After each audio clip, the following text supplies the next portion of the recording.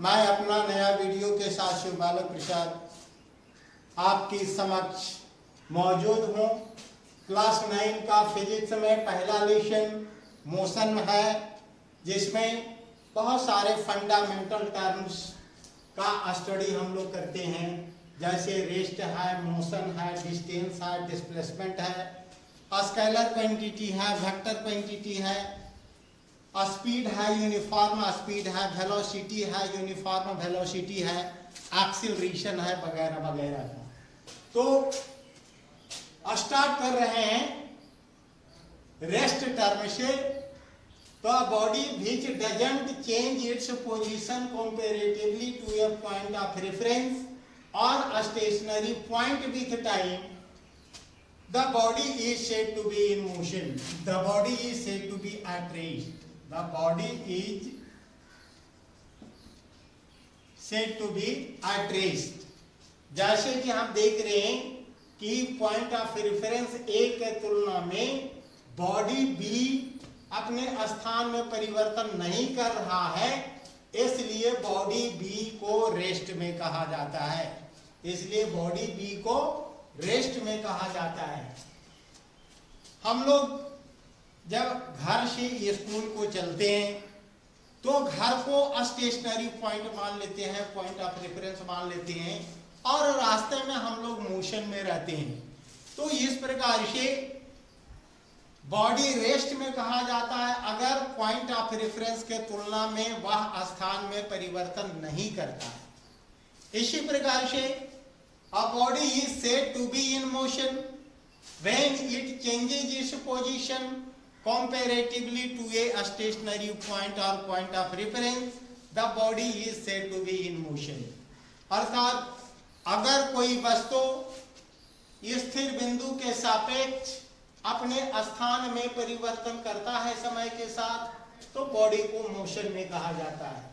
जैसे कि आप देख रहे हैं फिगर में, ए स्टेशनरी पॉइंट मान लिया गया है या पॉइंट ऑफ रेफरेंस मान लिया गया है, और बॉडी बी है जो कि मोशन में है, यानी स्थान में परिवर्तन कर रहा है समय के साथ, इसलिए बॉडी बी को मोशन में कहा जाएगा।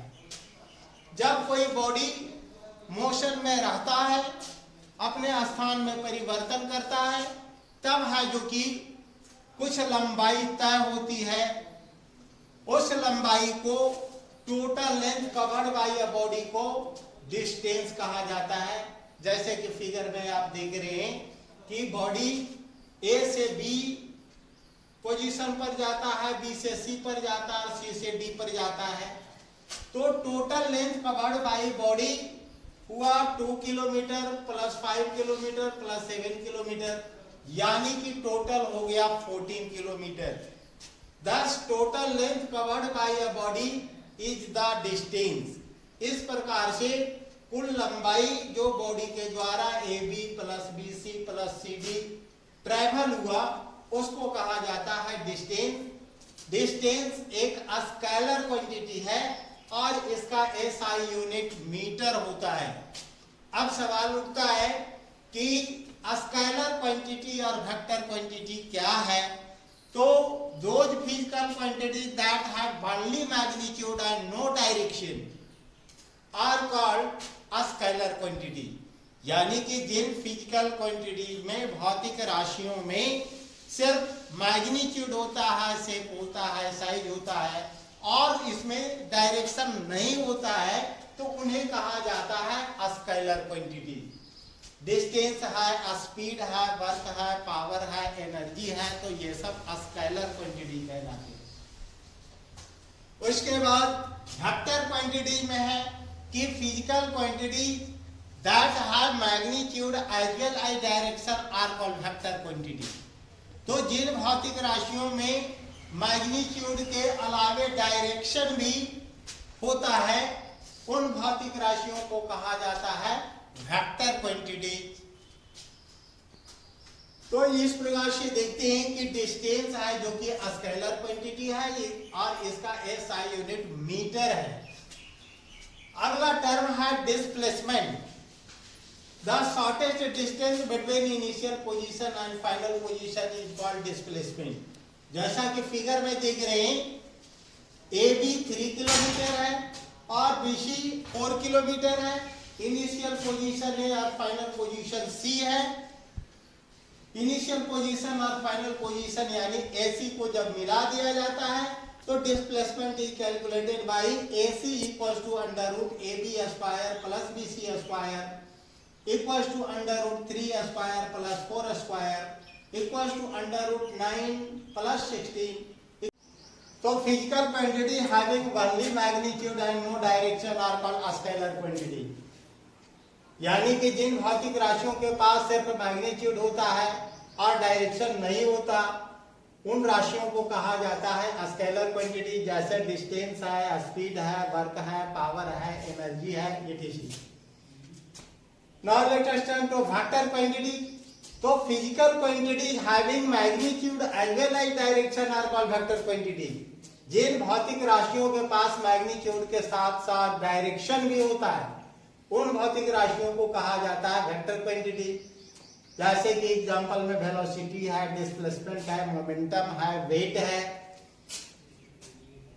तो magnitude plus direction gives vector. Magnitude को लाइन सेगमेंट के द्वारा रिप्रेजेंट करते हैं और उसमें एरो हेड लगा देते हैं, तब ये बन जाता है वेक्टर। अब स्पीड की ओर देखें। Distance travelled per unit by a body is called its speed. It is calculated by speed equals to distance by time. यानी किसी वस्तु के द्वारा इकाई समय में जितनी दूरी ट्रैवल होती है उसको कहा जाता है स्पीड, और इसे कैलकुलेट किया जाता है speed equals to distance by time के द्वारा, यानी v equals to s by t, where s is distance and t is time taking। तो स्पीड स्केलर क्वांटिटी है और इसका SI यूनिट मीटर होता है। Now let us turn to uniform speed. तो when a body travels equal distance in equal interval of time, its speed is called uniform speed. अगर कोई body समान समयांतराल में समान दूरी ट्रैवल करता है तो बॉडी को के स्पीड को कहा जाता है uniform speed. Now let us turn to velocity. तो स्पीड ये ना specified direction is called velocity. यानी कि विशिष्ट दिशा में किसी वस्तु के स्पीड को वेलोसिटी कहा जाता है और इसे कैलकुलेट किया जाता है velocity equal to displacement by time, यानी vector v equal to vector s by t। Now let us turn to difference between distance and displacement. तो हाँ दोस्तों, डिस्टेंस और डिस्प्लेसमेंट में क्या अंतर है ये देखें। तो डिस्टेंस स्केलर क्वांटिटी है जबकि डिस्प्लेसमेंट वेक्टर क्वांटिटी है। यानी कि डिस्टेंस स्केलर क्वांटिटी है और डिस्प्लेसमेंट है वेक्टर क्वांटिटी। दूसरा अंतर में हुआ कि डिस्टेंस कांट बी जीरो, यानी डिस्टेंस जीरो नहीं हो सकता जबकि डिस्प्लेसमेंट जीरो भी हो सकता है। मान लिया जाए कि बॉडी A से B तक गया और B से पुनः अगर वापस A पर आ गया तो displacement equals to AB minus BA। अगर 10 किलोमीटर का डिस्टेंस और डिस्प्लेसमेंट ट्रेवल हुआ है तो वैसी स्थिति में 10 माइनस 10 इक्वल्स टू 0, यानी डिस्प्लेसमेंट कैन बी 0। जबकि डिस्टेंस 10 प्लस 10 यानी 20 हो जाएगा। डिस्टेंस इक्वल्स टू 10 प्लस 10 यानी 20 किलोमीटर।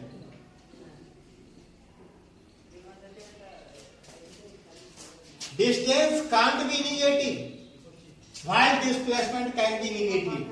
अगर कोई बॉडी A से B तक गया और B से वापस सीधे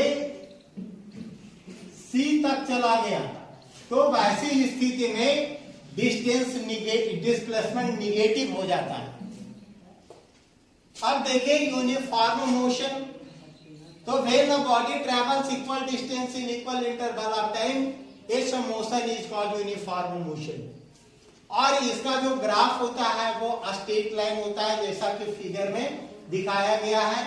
डिस्टेंस और टाइम के बीच जब एक ग्राफ खींचा गया है तो टाइम है इंडिपेंडेंट क्वांटिटी और डिस्टेंस, स्पीड, वेलोसिटी ये सब होता है डिपेंडेंट क्वांटिटी। तो geometrical figure representing relation, showing relation between distance, time और स्पीड, टाइम, तो ये सब है जो कि ग्राफ के द्वारा सूचित किया जाता है। यानी कि जो रिलेशनशिप एक इंडिपेंडेंट क्वांटिटी और डिपेंडेंट क्वांटिटी के को रिप्रेजेंट करता है उसे कहा जाता है ग्राफ। नॉन यूनिफॉर्म मोशन में कि when a body travels an equal distance in equal interval of time, motion of body is called non uniform motion. यानी कि अगर कोई वस्तु असमान दूरी ट्रेवल करता है समान समयांतराल में तो उसके मोशन को नॉन यूनिफॉर्म मोशन कहा जाता है। और इसका जो ग्राफ होता है, डिस्टेंस टाइम ग्राफ होता है, वो कर्व्ड लाइन होता है। Curved line non uniform motion को रिप्रेजेंट करता है। Now let us turn to average speed. The ratio of total distance to total time taken is called average speed. Now let us turn to uniform velocity. So when a body travels equal displacement in equal interval of time, velocity of body is called uniform velocity. यानी कोई body समान समयांतराल में समान displacement travel करता है तो body का जो वेलोसिटी है उसे यूनिफॉर्म वेलोसिटी कहा जाता है। और इसका displacement time graph straight line होता है, जैसा कि फिगर में दिखाया गया है। हाँ friends, next term is the acceleration, यानी the rate of change of velocity और स्पीड इज कॉल्ड एक्सेलरेशन। यानी कि वेलोसिटी में rate of a change of velocity को कहते हैं एक्सेलरेशन। और इसे सिंबलाइज किया जाता है ए के द्वारा और कैलकुलेट किया जाता है acceleration equal to rate of change of velocity और speed. This implies a equal to v minus u by t, जहां u इनिशियल वेलोसिटी है, v फाइनल वेलोसिटी है और t टाइम टेकन है। इसका SI यूनिट मीटर पर second square होता है। एक्सेलरेशन का SI यूनिट मीटर पर सेकेंड स्क्वायर होता है। Now let us turn to retardation. तो negative acceleration is called retardation. यानी कि एक्सेलरेशन के साथ अगर निगेटिव साइन आ जाए तो उसे रिटार्डेशन कहा जाता है। और इसको बिल्कुल एक्सेलरेशन के तरह ही कैलकुलेट किया जाता है। मान लिया जाए कि कोई बॉडी स्टार्ट हुई होता है 25 मीटर पर सेकेंड के हिसाब से और ब्रेक लगाने पर 1 सेकेंड के बाद वो रेस्ट में आ जाता है, तो वैसी स्थिति में initial speed u equal to 25 metre पर सेकेंड हो गया, v इक्वल टू 0 हो जाएगा क्योंकि बॉडी रेस्ट में आ गया और टाइम 1 सेकेंड लगा है, इसलिए acceleration equal to v minus u by t, यानी कि 0 माइनस 25 बाई 1 यानी कि माइनस 25 मीटर पर सेकेंड स्क्वायर। तो negative sign shows retardation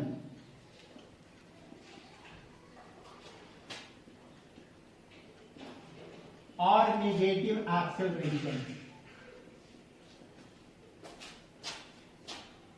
now let us turn to equation of motion. तो फिजिक्स में मोशन के लिए जो इक्वेशन पढ़ना है, 3 इक्वेशंस के बारे में पढ़ना है क्लास 9 में। पहला है v equal to u plus a t, दूसरा है v square equal to u square plus 2ax और तीसरा है s equal to u t plus half a t square. तो इन 3 इक्वेशंस में पहला इक्वेशन देखिए, first equation of motion v equal to u plus at। तो मान लिया कि कोई बॉडी का इनिशियल स्पीड u है और t सेकेंड में, टाइम t में ये वेलोसिटी हो जाता है v हो जाता है, फाइनल स्पीड v हो जाता है। तो acceleration equal to rate of change of speed यानी कि a equal to v minus u by t, जहां v फाइनल स्पीड है, u इनिशियल स्पीड है और t टाइम टेकिन है। क्रॉस मल्टीप्लीकेशन करने पर we have at equal to v minus u यानी कि v equal to u plus at on rearranging. अगर रीअरेंज कर दें तो v बराबर हो गया u प्लस at।